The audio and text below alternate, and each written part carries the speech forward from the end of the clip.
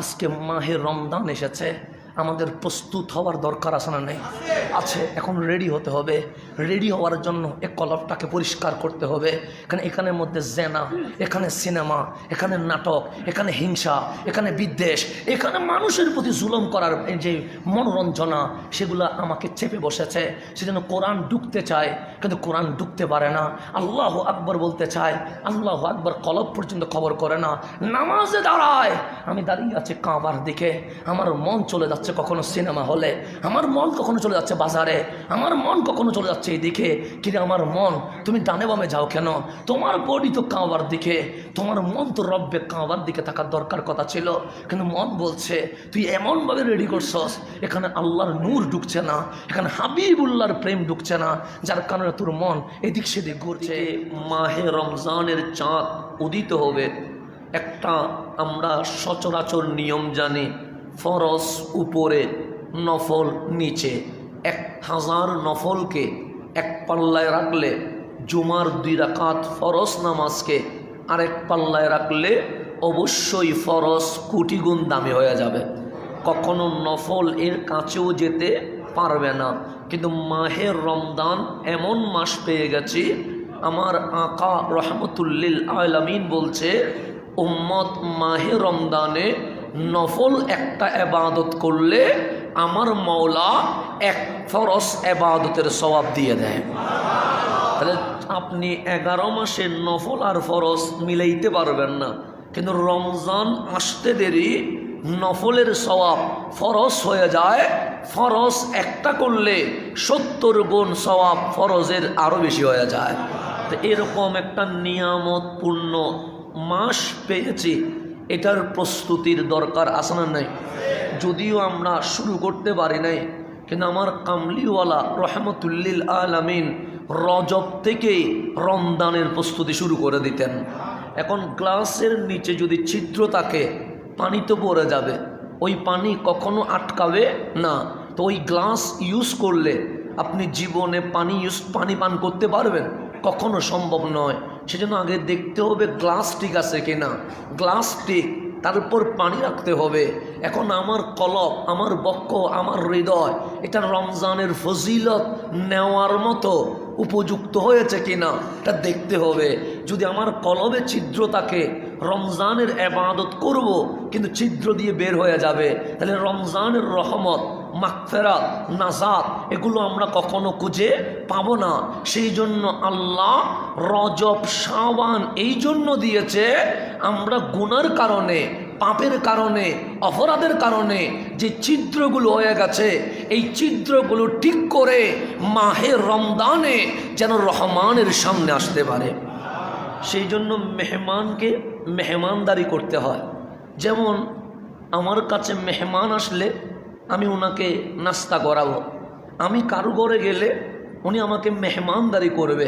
তো রমজান ও বলছে আমি মুহররম সফরের মতো মাস নয়, আমি দুয়ুফুর রহমান, আল্লাহর মেহমান তোমাদের মাঝেই উপস্থিত হয়ে আছে। তো এই মেহমান যখন চলে যাবে, ওই মেহমানকে আল্লাহ জিজ্ঞেস করবে আমার বান্দা মেহমানদারি কেমন করেছে। তো ওই মেহমান রাজি হইলে মালিক রাজি হবে, ওই মেহমান রাজি না হইলে মালিক কখনো রাজি হবে না। তো আমরা বলতে চেয়েছিলাম একটা বান্দা হওয়ার জন্য 10টা কাজ ডিউটি পালন করতে হয়। এই 10টা ডিউটি যদি আমার অন্তরে ধারণ করতে পারে, আমার জীবনে বাস্তবায়ন করতে পারে, তাহলে গ্লাসের আর ছিদ্র থাকবে না, গ্লাস ঠিক হয়ে যাবে। তখন রমজানের রহমত, মাগফিরাত, নাজাত যত বারাকা আছে সবগুলো গ্লাসের ভেতরে আটকে যাবে। সেই জন্য আমার রসুল 5 বছরে দাওয়াত দেয় নাই, 10 বছরে দাওয়াত দেয় নাই, 15 বছরে দাওয়াত দেয় নাই, 20 বছরে দাওয়াত দেয় নাই, 40 বছর পর দাওয়াত দিয়েছে। কেন? কামলিওয়ালা কি 40 বছর বসেছিলেন? না। অলসতায় জীবন কাটিয়েছেন? না। উনি কি সারাদিন ঘুমিয়েছিলেন? না। ওনার জীবনীটা পড়েন, উনি 40 বছর যেই কাজটা করেছেন সেটা হচ্ছে কোরআনের নূর নেওয়ার মতো কিছু মানুষ রেডি করেছেন, যাদের কলবে কোরআন যেন বহন করতে পারে। সেই জন্য আমার রসুল 40 বছর মানুষ রেডি করেছেন, 40 বছর পর রেডি করা মানুষকে আমার কামলিওয়ালা কোরআনের নূর দিয়ে দিয়েছেন। সেই জন্য আমার নবীর দাওয়াত যে সে কবুল করে নাই। আবু জেহেল কি কবুল করছে? নাই। আবু লাহাব করছে নি? করে নাই। কেন? ওরা মানুষ হইতে পারে নাই। কিন্তু আবু বকর ডানেও তাকায় নাই, বামেও তাকায় নাই, পিছনেও তাকায় নাই, নবী দেখছে। চাইলে আমি হলে বলতাম আপনি রসুল মুজিজা দেখান, আমি হইলে বলতাম কোরআন যে কালামুল্লাহ এটার প্রমাণ দেন, আমি হইলে বলতাম আল্লাহ যে এটা আমার বিবেক দিয়ে যুক্তি দিয়ে বুঝাইয়া দেন। কিন্তু সিদ্দিক আকবর বিবেক খুঁজে নাই, যুক্তি খুঁজে নাই, প্রমাণ খুঁজে নাই, ডকুমেন্টস খুঁজে নাই। কেন? ওনার বাল্যকাল থেকে যৌবন পর্যন্ত আমার নবীর সাথে এমনভাবে মিশেছে, আবু বকর সম্পূর্ণ মদিনাওয়ালার রঙে রঙিন হয়ে গেছে। রঙিন যখন হয়ে গেছে, নবীজি যা দেয় তা অ্যাকসেপ্ট করে, যা দেয় তা রিসিভ করে। কিন্তু যারা নবীর সঙ্গে স্পর্শে আসতে পারে নাই, তারা কখনো রিসিভ করতে পারে নাই। সেজন্য ইসলামের ইতিহাস যদি দেখেন, সর্বপ্রথম যিনি আমার নবীর দাওয়াত কবুল করেছে উনি একজন নারী, নাম তার আম্মা জান খাদিজাতুল কুবরা। কেন? আগে ঘরে আলো দিতে হবে, ঘরে যদি চারাক না দিয়া বাইরে দেয় এতে কোনো লাভ হবে না। তো আমার রসুল সর্বপ্রথম মাহফিল করেন নাই, গারে হেরা থেকে ডাইরেক্ট কামলিওয়ালা রসুল আম্মা জান খাদিজাতুল কুবরার ঘরে চলে গেছে। আমার নবীর দাওয়াত কিন্তু নিজের বিবিকে। কেন?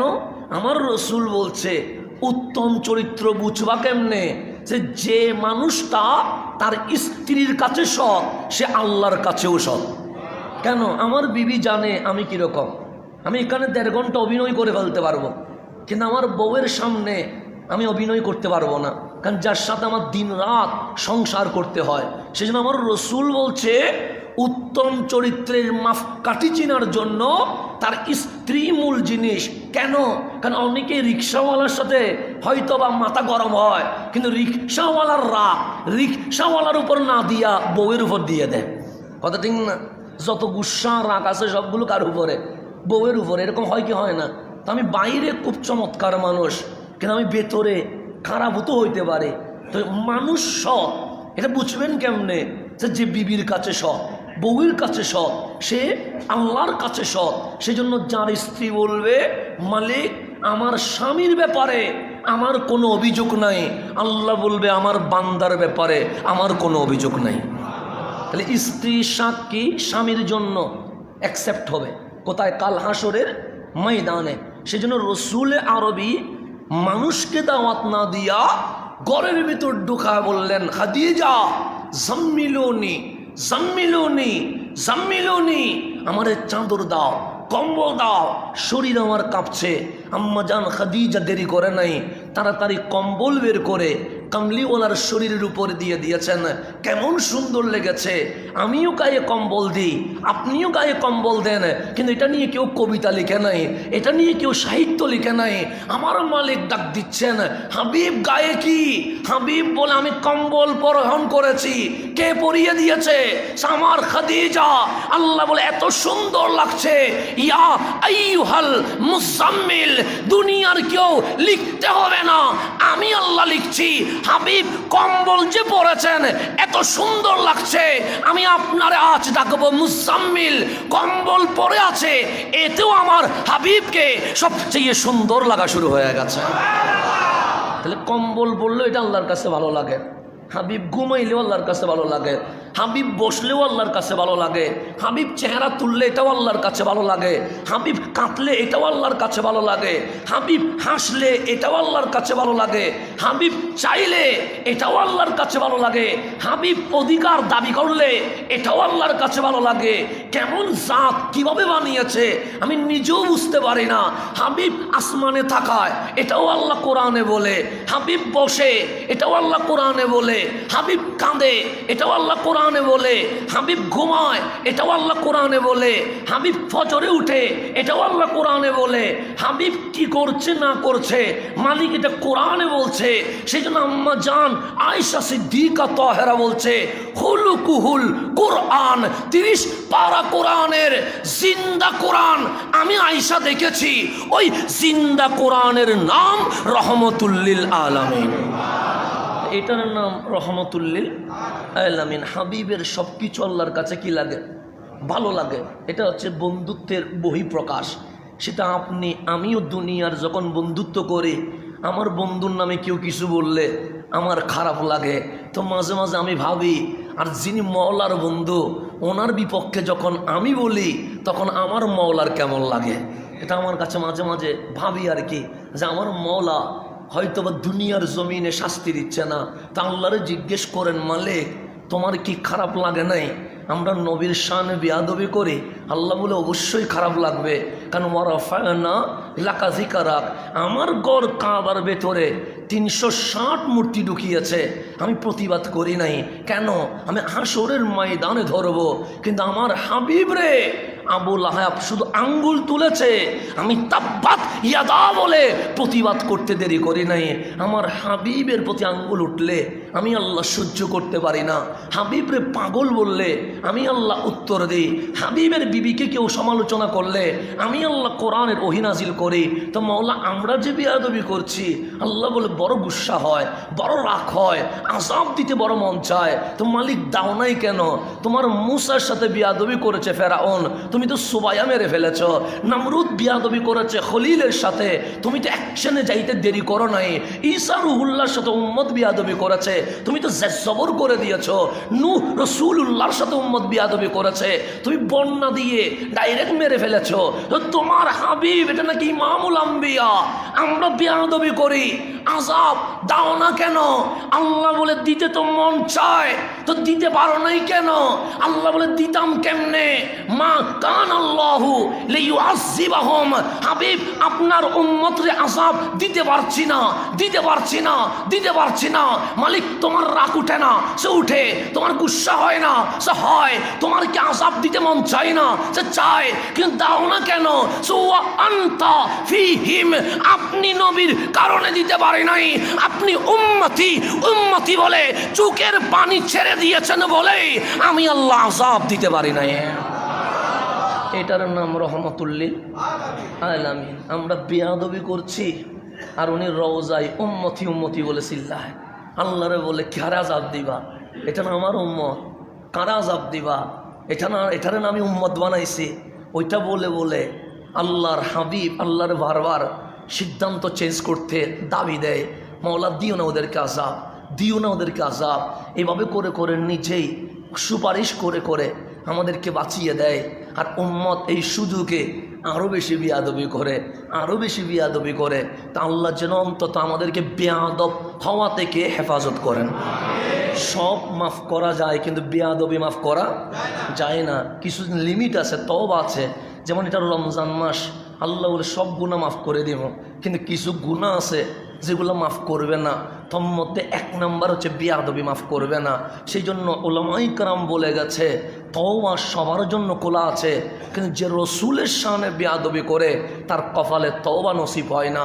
সেই জন্য সোনার বাংলাদেশে দেখবেন যারা রসুলের শানে বিয়াদবি করে তারা কখনো ওই বিষয়ে অনুশোচনা বা মাপ চাওয়া বা জাতির কাছে ক্ষমা চাওয়া এই শব্দগুলো বের হয় না।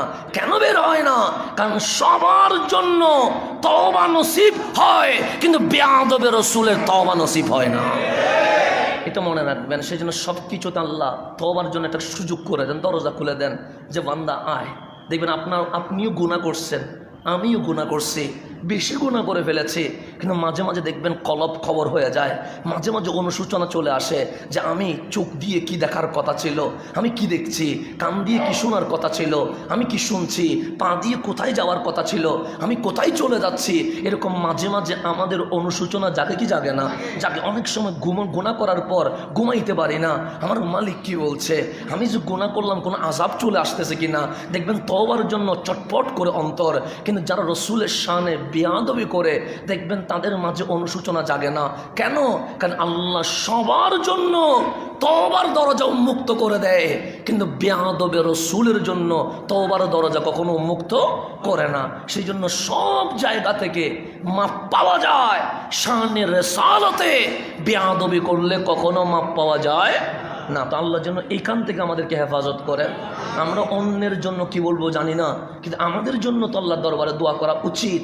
আমরা অন্যকে কি বলবো সেটা আমরা বুঝি না, কিন্তু অন্তত আমরা যেন আল্লাহ আমাদেরকে যেন হাবিবের গাদ্দার না বানায়, আমাদেরকে যেন হাবিবের বেওয়াফা না বানায়, আমাদেরকে যেন আল্লাহ হাবিবের নকশ কদমে চলার তৌফিক নসিব করেন। এখন আসেন, কামলিওয়ালা চলে গেছেন ঘরে, জাম্মিলুনি আমারে কি দাও, কম্বল দিয়ে আবৃত করে দাও।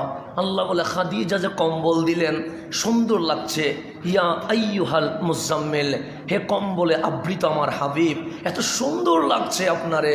তখন আল্লাহর হাবিব যখন শুয়ে পড়লেন, আম্মাজান খাদিজাতুল কুবরা বললেন, 15 বছরের সংসার, আপনার উঠা আমি দেখেছি, আপনার বসা আমি দেখেছি, আপনার হাঁটা আমি দেখেছি, আপনার চাল চলন আমি আপনাকে দেখেছি, আপনার রব আপনাকে কখনো নিরাশ করতে পারে না।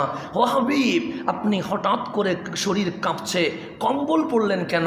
15 বছরে জীবনে বলেন নাই জাম্মিলুনি জাম্মিলুনি। আজ এমন কি হয়ে গেছে গায়ে হেরা থেকে এসে আপনার গায়ের জ্বর উঠে গেছে? তখন হাবিব বলে, খাদিজা একটা ঘটনা ঘটে গেছে। কি ঘটনা ঘটে গেছে? সে লৌহে মাহফুজের কোরআন, যেটা কেউ আনতে পারে নাই, সেটা হাবিবুল্লাহর বক্ষে নাজিল হওয়া শুরু হয়ে গেছে। আম্মাজান খাদিজা বলে, কোরআন এসেছে? হ্যাঁ, যেটা মুসা আনতে পারে নাই, যেটা ইব্রাহিম আনতে পারে নাই, যেটা নূহ আনতে পারে নাই, যেটা ঈসা আনতে পারে নাই, সেটা হাবিবুল্লাহ নিয়ে এসেছে আলাইহিমুসসালাম। তখন আমার কামলিওয়ালার প্রতি উত্তরে আম্মাজান খাদিজা বলে, তো কোরআনটা শোনান না। আমার নবী সর্বপ্রথম আম্মাজান খাদিজার শোনাচ্ছেন, ইকরা বিইসমি রাব্বিকাল্লাযী খালাক। আম্মাজান খাদিজা বলে, কি করতে হবে? 1 নম্বর লা ইলাহা ইল্লাল্লাহ, আল্লাহর উপর ঈমান আনতে হবে।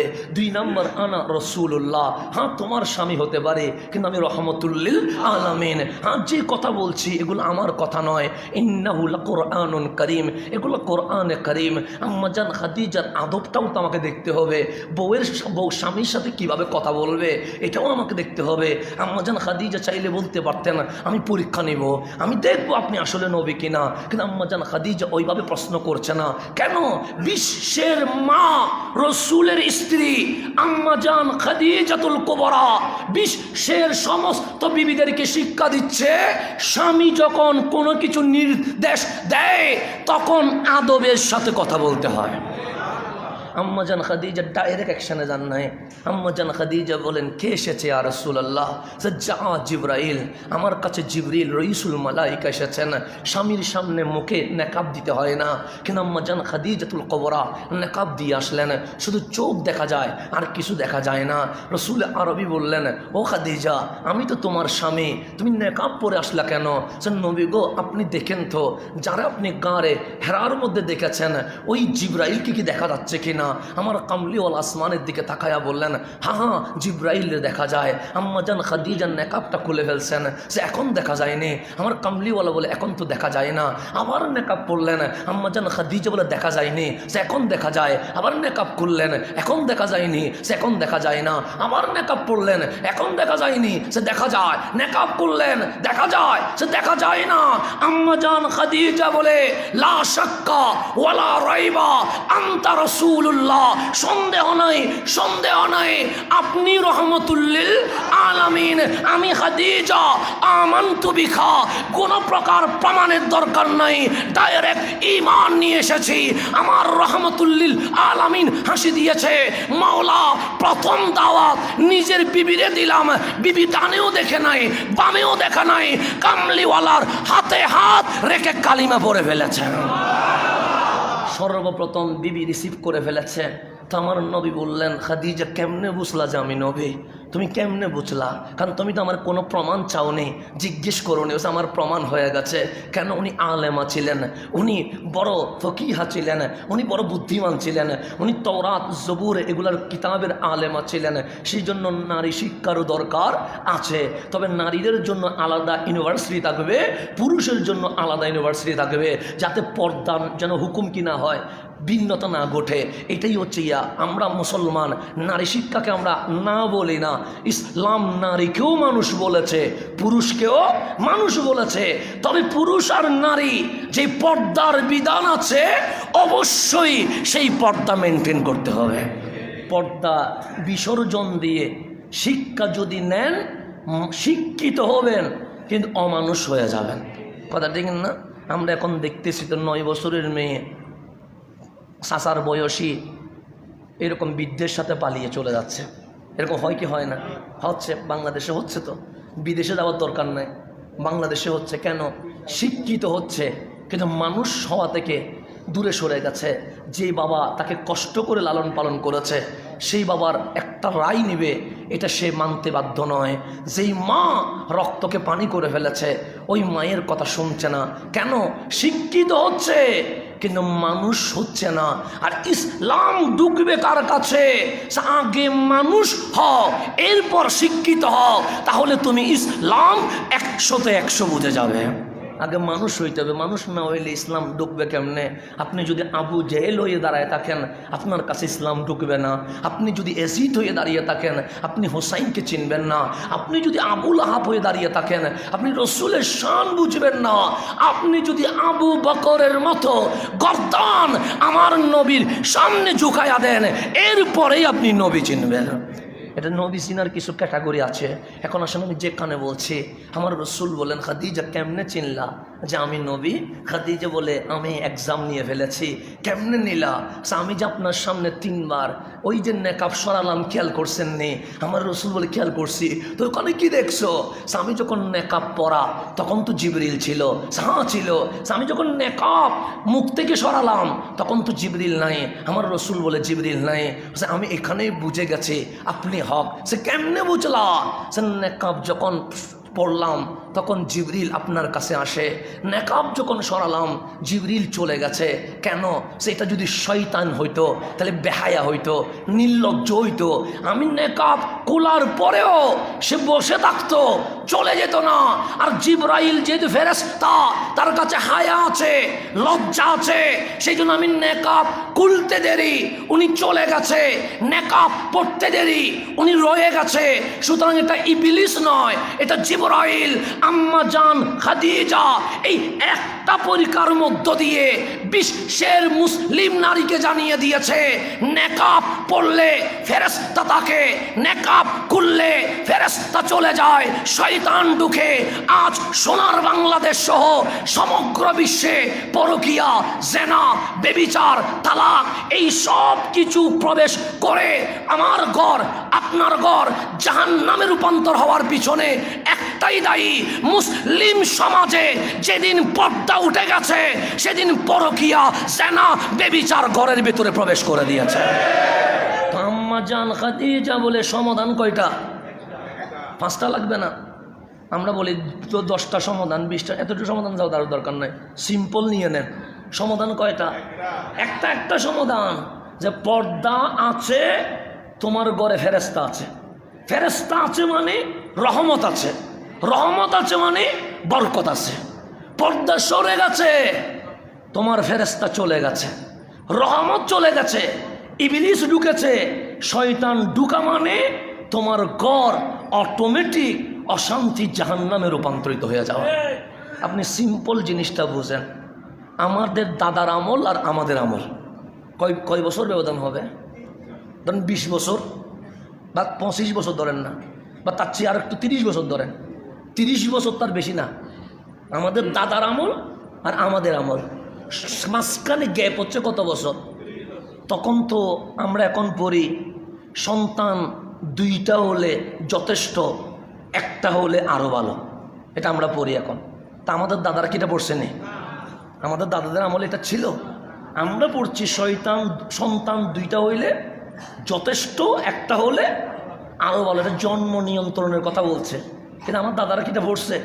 পড়ে নাই। তো তখন কোনো লিমিট ছিল না, এখন লিমিট আছে, যে 2টা 3টা, তার চেয়ে বেশি যাওয়া যাবে না। এখন আপনার পেট কাটতে হয়, তখন কি এত পেট কাটা সিস্টেম ছিল না, এত কিছু ছিল না। তখন 10টা 12টা 18টা 20টা যত সিরিয়ালে আসতে পারে, একটা ক্রিকেট টিম, কথা ঠিক না? আছে না এরকম? 11টা 20টা 18টা আছে না নাই? আছে। কবির বলছেন তো তখন সন্তান বেশি, এখন সন্তান কম, 2টা 3টা 4টা, এখন লিমিট হয়ে গেছে। কেন? আমাদেরকে পঞ্চম শ্রেণীতে পড়াচ্ছে সন্তান 2টা হলে যথেষ্ট, 1টা হলে আরো ভালো। এটা আমরা পড়ছি, কিন্তু আমাদের দাদারা তো পড়ে নাই। তোমরা যদি পড়ে নাই, প্রতি বছর 22 সিরিয়াল একটা একটা করে আসলে 11টা হয়ে যায়, 15টা হয়ে যায়। 5টা মেয়ে হলে 8টা ছেলে হয়, 10টা মেয়ে হলে 8টা ছেলে থাকে, এরকম 18-20টার সংসার আমাদের দাদাদের ছিল কি ছিল না? ছিল। কিন্তু চাকরি করছে, কৃষি কামারি করছে কয়জনে? একজনে। দেন আমার দাদাই একমাত্র উপার্জন ব্যক্তি। আমার দাদিও চাকরি করে না, আমার বাবাদের ভাইয়েরও চাকরি করে না, আমার বাবাদের বোনরা ফুফুরাও চাকরি করে না। করে কয়জনে? এই একজনই কৃষি কামারি করি 12 মাস 18 জন নিয়া খাইয়া গুদাম করে দেখে এখনো চাউল জমা আছে। কথা ঠিক না? কামাই কয়জনে? একজনের কামানোতে 18 জনের সংসার কইরা 12 মাস পরে ওই চাউল রাখার গোডাউনে দেখতেছে এখনো চাউল কি আছে, মজুদ আছে। আর বর্তমানে বাবাও চাকরি করে, ছেলেও চাকরি করে, ছেলের বউ চাকরি করে, মেয়েও চাকরি করে, মেয়ের স্বামীও সব চাকরি করে। এক ঘরে যদি 6 জন হয়, 5 জনে চাকরি করে। মাস শেষে দোকানের বাকি দিয়া, ভাড়া ঘরের ভাড়া দিয়া দেখে আরো 3000 শর্ট রয়ে গেছে। চাকরি করে 6 জনে 5 জন, কিন্তু এখন ইনকামও বেশি। 20,000 করে যদি পায়, 5 জনে কত পায়? 1 লাখ পায়। আর আমাদের দাদাদের আমলে 5,000 পাইলে এটা সোনার হরিণ পেয়ে গেছে, ওই রকম হয়ে গেছে। আমাদের দাদাদের আমল 30 বছর আগে, আমাদের আমল 30 বছর পরে, তখন জব করে একজনে 18 জনের সংসার চলার পরেও বছর শেষে জায়গাও কিনে, আবার গোয়াল করে গরুও থাকে, আবার গুদাম করে জিনিসও আবার থাকে। আর এখন 6 জনের সংসারে 5 জন চাকরি করে, মাস শেষে 3-4 হাজার শর্ট থাকে। তো ইনকাম তো বাড়লো, ইনকাম বাড়লে জমা তো বাড়ার কথা ছিল, কিন্তু বাড়ে নাই, কমে গেছে। কেন? যে তোমার দাদার আমলে পর্দা ছিল বলে বরকত ছিল, তোমার আমলে পর্দা চলে গেছে বিদায় ইনকাম বাড়ছে কিন্তু বরকত চলে গেছে। এটা হচ্ছে প্র্যাকটিক্যাল। আমাদের খাটনি কম না, আমাদের খাটনি এখন কি বেশি। 24 ঘন্টা আমরা ধরতেছি, 24 ঘন্টা। এরপরে মাস শেষে এসে কি করতেছি না, মানে কোলাইতে পারতেছি না, কোথায় কোথায় চলে গেছে। এখানে ইনকাম কম না, কিন্তু বরকত কি হয়ে গেছে, চলে গেছে। তাহলে আম্মা জান খাদিজাতুল কুবরা আমাদেরকে মেসেজ দিচ্ছে, নারী জাতি যতদিন পর্দা মেনটেন করবে সেদিন তদিন ঘরে রহমত থাকবে। পর্দা যেদিন সরে যাবে সেদিন অটোমেটিক রহমত চলে যাবে, আল্লাহর গজব ওই ঘরে নাজিল হবে। তো গজবের ধারাগুলো বুঝতে কঠিন হয়ে যায়। কখনো স্বামী স্ত্রীর মধ্যে মন মালিন্য ঠিক থাকবে না, কখনো বাবা মায়ের সাথে সন্তানের সম্পর্ক ঠিক থাকবে না, কখনো এমন এমন বিপদ আসবে যেটা আমি আপনি বুঝতে পারবো না। তা আল্লাহ যেন আমাদেরকে বোঝার তৌফিক নসিব করে। তা আম্মা জান খাদিজা প্রথম বাক্যে কালিমা পড়েছে। কেন? কারণ আমার রসুল 15 বছরে আম্মা জান খাদিজাকে এমনভাবে রেডি করেছে, আম্মা জান খাদিজার কলব নফস বক্ষ এত বেশি প্রস্তুত হয়ে গেছে, 30 পারা কোরআনের প্রত্যেকটা আয়াত আম্মা জান খাদিজার কলব ধারণ করতে পার শুরু করে দিয়েছে। তাহলে আগে আমাকে প্রস্তুত হইতে হবে। সেই জন্য আমাদের জানাজা লাগে। আমাদের জানাজা হয় না? হয়তো আম্মা জান খাদিজার জানাজা হয় নাই। আম্মা জান খাদিজার কি হয় নাই? জানাজা হয় নাই। 2টা কারণ আছে। আবার মারামারিতে যাওয়ার দরকার নেই, আমি 2টা থেকে যে কোনো একটা নেবেন আর কি। 1 নম্বর, জানাজা কেন হয় নাই? ওই সময়ে জানাজার বিধান নাজিল হয় নাই, সেজন্য কি হয় নাই। কিন্তু আমার কাছে 2 নম্বরটা বেশি পছন্দ হয়েছে। কেন জানেন? কারণ এটার সাথে আমার সাথে যুক্তির সাথে মিলে, বিবেকের সাথে মিলে। কোনটা? আল্লাহর রসুলকে আল্লাহ বলছে, হাবিব কার জানাজা পড়বেন? খাদিজার জানাজা পড়বো। খাদিজার জানাজার দরকার কি? গুনাহ থাকলেই তো পড়বেন, খাদিজা তো গুনাহই নাই, সুতরাং জানাজার কোনো দরকার নাই। আম্মা জান খাদিজা ঘরে বসে কাঁদছে। জিনার তারিফ আমার আল্লাহ নিজেই করছেন। ওনার নাম আম্মা জান খাদিজা। জিনার তারিফ আমার নবী করছেন। যদি খাদিজা থাকতো আমি জীবনে কোনোদিন সেকেন্ড বিয়ে করতাম না। ওনার নাম আম্মা জান খাদিজা। খাদিজার ইন্তেকালের পরেও আমার রসুল আম্মা জান খাদিজার যত আত্মীয় স্বজন বান্ধবী আছে তাদের ঘরে ঘরে হাদিয়া পাঠাইতেন। কেন? তার সম্পর্ক খাদিজার সাথে। শুধু তাই নয়, আমার রসুল বলছেন, খাদিজা আমি সবার ঋণ শোধ করে দিতে পারবো, কিন্তু আমি 2 জনের ঋণ শোধ করতে পারবো না। তোর মধ্যে তুমি খাদিজার ঋণ আমি শোধ করতে পারবো না। স্বামী কেমনি স্ত্রীর ঋণ শোধ করতে পারে না? স্ত্রী স্বামীর কাছে ঋণী হয়ে থাকে, কিন্তু আমার নবী স্বামী হয়ে বলছেন, খাদিজা আমি তোমার ঋণ কখনো শোধ করতে পারবো না। আম্মা জান খাদিজা বলে, এটা কি বলছেন ইয়া রাসূলুল্লাহ? আমার নবী বলেন, হ্যাঁ, তোমাকে আমি ঋণ অবস্থায় আমি আল্লাহর দরবারে সুফর্দ করে দিব। কাল হাসরের ময়দানে আমার আল্লাহ সকলের সামনে তুমি খাদিজার ঋণ শোধ করে দিবে। এটার নাম আম্মা জান খাদিজা। উনি রুমের মধ্যে বসে কাঁদছে। আমার রসুল ওনার কান্না দেখে নিজেও কাঁদতে শুরু করে দিয়েছেন। বিবিটাও কেমন ছিল, যিনি কাঁদলে স্বামীও কাঁদে। আমার কামলিওয়ালা কাঁদছেন। আম্মা জান খাদিজা বলে, আমি কাঁদছি, একটা কারণ আছে। আপনি কাঁদছেন কেন? আমার রসুল বলে, আমার খাদিজা কাঁদছে, সেজন্য আমি নবীও কাঁদছি। আমার নবী বললেন, আম্মা জান খাদিজা বলছেন, আরে আমি কান্নার পিছনে কারণ তো আছে, কিন্তু আপনি কাঁদছেন কেন? তুমি কাঁদছো সেজন্য কাঁদছি। তা আপনি না কেঁদে জিজ্ঞেস তো করতে পারেন, খাদিজা কাঁদছো কেন? আমার রসুল বলে, খাদিজা রে, আমি তোমারে এত ভালোবাসি, তোমার চোখের পানি দেখলে আমি নিজেকে কন্ট্রোল করতে পারি না, সেই জন্য আমি নিজেই চোখের পানি ছেড়ে দিয়েছি। বলো না কাঁদছো কেন? আম্মা জান খাদিজা বলেন, নবী গো, আমি কাঁদছি এই কারণে, অন্ধকার কবর, সেখানে কেউ যাবে না, মুনকার নকির সওয়াল জবাব করবে। খাদিজার ভয় হচ্ছে সেই সওয়াল জবাব আমি খাদিজা কেমনে দিব? আমার রসুল আম্মা জান খাদিজার হাত ধরে ফেলেছেন, ডাক দিয়ে বললেন, খাদিজা আমি ওয়াদা দিলাম, মুনকার নকিরের প্রশ্ন শেষ না হওয়া পর্যন্ত আমি নবী তোমার কবরে দাঁড়িয়ে থাকবো।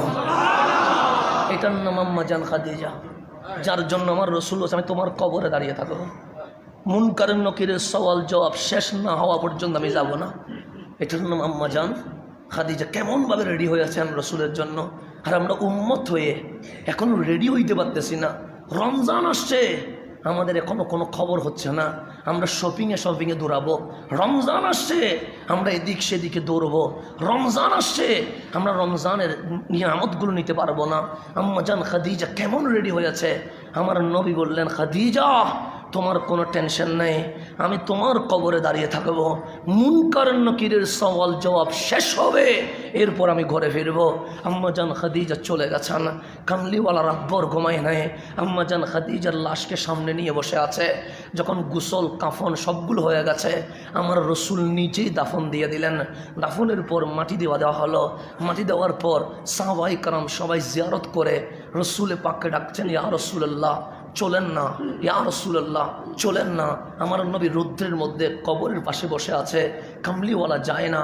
আল্লাহ ডাক দিলেন, ও জিবরাইল, রাতভর ঘুমাই নাই খাদিজারে হারায়া। আমার নবী আজ ভারাক্রান্ত হৃদয় নিয়ে আছে। আম্মা জান খাদিজাকে অন্ধকার কবরে দিয়ে দিয়েছে, কিন্তু রুদ্রে আমার নবী বসে আছে।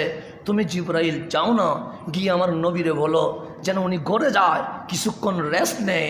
ওনার ভারাক্রান্ত হৃদয় আমি সহ্য করতে পারছি না। জিবরিল আমিন চলে এসেছে, ডাক দিয়ে বললেন, নবী গো, আপনি রাতভর ঘুমান নাই, খাদিজার লাশকে সামনে দিয়ে বসেছিলেন। এখন তো খাদিজা মাওলার দরবারে হাওলা হয়ে গেছে, কবরস্থ যখন হয়ে গেছে, আপনি ঘরে ফিরে যান।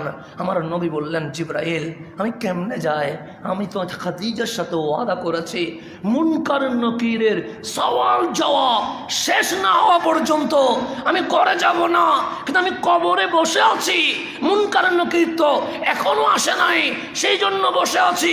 জিবরিল চলে গেছে সিদরাতুল মুনতাহায়, ডাক দিলেন, মাওলা তোমার হাবিব আম্মা জান খাদিজাতুল কুবরার কবরে দাঁড়িয়ে আছে এই কারণে মুনকার নাকির সওয়াল করবে, সওয়াল শেষ হলে এরপর ঘরে ফিরবে।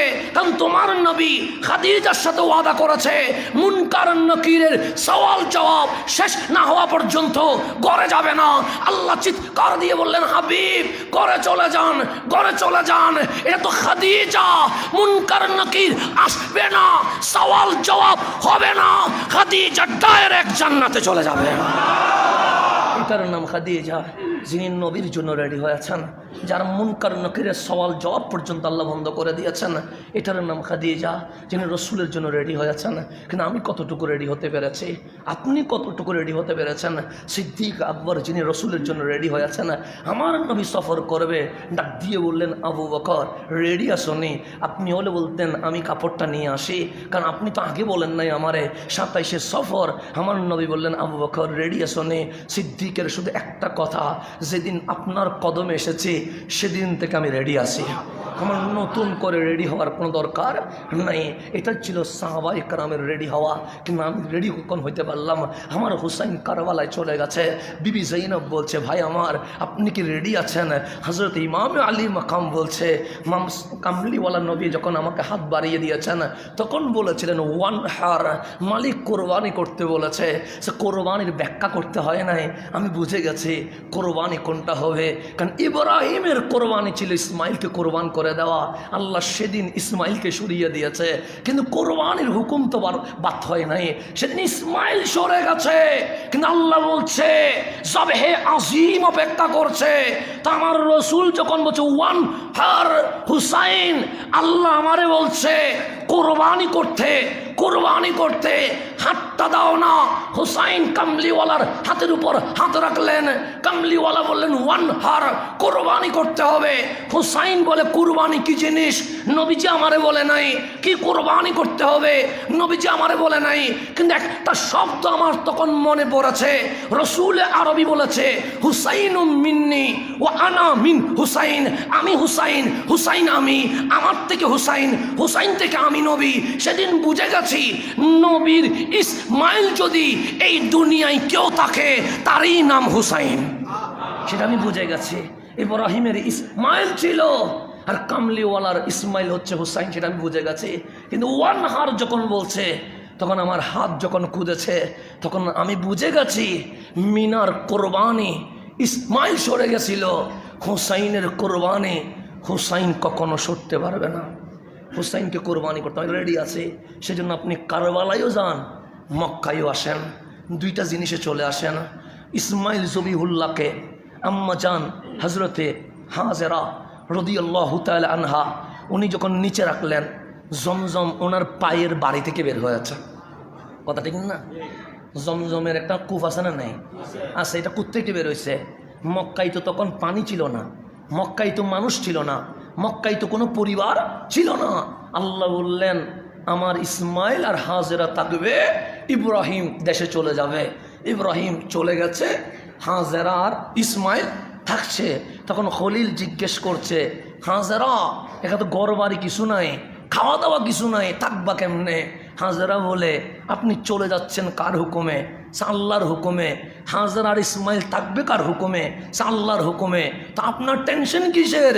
যেই আল্লাহ হাজেরা আর ইসমাইলকে থাকতে বলেছে সেই আল্লাহ রিজিকের ব্যবস্থা করে দিবে, আপনি চলে যান। ইব্রাহিম চলে গেছে, কিন্তু পানি তো নাই। 3 দিন চলে গেছে। ইসমাইল জবিউল্লাহকে খানায় কাবার পাশে রেখে দিয়েছে। বাচ্চার খিদা লাগলে পাও লড়ে, হাতও লড়ে, পা বারবার লড়ছে। আর আম্মাজান হাজেরা সাফা মারোয়ায় দৌড়ছে। 7 বার দৌড়ার পর দেখছে আম্মা হজরতে ইসমাইল জবিউল্লাহর চুট্ট পা যেখানে বারবার বাড়ি খাচ্ছিল সেখান থেকে পানি বের হয়ে গেছে। নাম তার জমজম হয়ে গেছে। নাম কি? কিন্তু কারবালায়ও একটা ইসমাইলের মতো ছোট্ট ছিল, নাম তার আলী আসগর। যখন পহেলা মুহররম পৌঁছে গেছে, ফোরাত নদী যখন বন্ধ হয়ে গেছে, তখন হুসাইন বললেন শহর বানো, আমার আলী আসগরকে যেন মাটিতে রাখা না হয়। পহেলা মুহররম বলে দিয়েছে, আমার আলী আসগর যেন মাটিতে না রাখা হয়। শহর বানো কখনো পিঠে রাখে, কখনো বুকে রাখে। ডাক দিয়ে বললেন বোন আমার জৈনব, আমার আলী আসগরকে যেন মাটিতে না রাখা না হয়। জৈনব কখনো বুকে রাখে, কখনো বালিশে রাখে, কখনো ওড়না পেশায়া দুলনা দিয়ে রাখে, কিন্তু মাটিতে রাখতে দেয় না। হুসাইন বললেন, এই আমার 71 আহলে বাইত, আমার আলী আসগরকে যেন মাটিতে রাখা না হয়। কেউ আলী আসগরকে মাটিতে রাখছে না। কখনো হুসাইন পিঠে নিয়ে আছে, কখনো শহর বানু পিঠে নিয়ে আছে, কখনো জৈনব পিঠে নিয়ে আছে, কখনো বালিশের উপরে, কখনো ওড়না পেশায়া দুলনার মতো করে রেখেছে। হুসাইনরে জিজ্ঞেস করেন, হুসাইন আলী আসগরকে মাটিতে রাখলে কি হয়? হুসাইন বলে, তুমি জানো না খলিলুল্লাহর ছেলে ইসমাইল জবিহুল্লাহরে মক্কার জমিনে যখন রাখা হয়েছিল, ইসমাইলের ছোট্ট পা বাড়ি মারতে দেরি জমজম বের হয়ে গেছে। আজ কুফার কারবালায় আমার আলী আসগরকে যদি মাটিতে রেখে দেই, আলী আসগরের পাওলা ফালাফি করবে। আমি জম দিতে আসি নাই, আমি রক্ত দিয়ে কামলিওয়ালার ইসলাম জিন্দা করতে এসেছে। আরেকটা জমজম বের করে দিব নাকি? হুসাইন বলে, আরেকটা জমজম দিতে তো আসি নাই, নিজের খুন দিতে এসেছে। সেজন্য আলী আসগরকে 7ই মুহররম পর্যন্ত মাটিতে রাখতে দেয় না আমার হুসাইন। হুসাইন বলে, কুলে রাখো আলী আসগরকে, বালিশে রাখো আলী আসগরকে, বিছানায় রাখো আলী আসগরকে, কিন্তু মাটিতে রাখতে পারবা না। কেন? সে মক্কার ইসমাইলের পায়ের বাড়িতে যদি জমজম বের হয়ে যায়, ইমামুল আম্বিয়ার আলী আসগরের পায়ের চুটে আরেকটা জমজম বের হওয়ার সম্ভাবনা আছে। সেজন্য আমি জমজম বের করতে দিব না। ছোট্ট আলী আসগর নবীর জন্য প্রস্তুত হয়ে গেছে, আমি প্রস্তুত হতে পারি নাই। ছোট্ট আলী আসগর রসুলের জন্য প্রস্তুত হয়ে গেছে, আমি প্রস্তুত হতে পারি নাই। ছোট্ট আলী আসগর 6 মাসের বাচ্চা আমার নবীর জন্য রেডি হয়েছে, আমি রেডি হতে পারি নাই। ইমাম হুসাইন রেডি হয়েছে।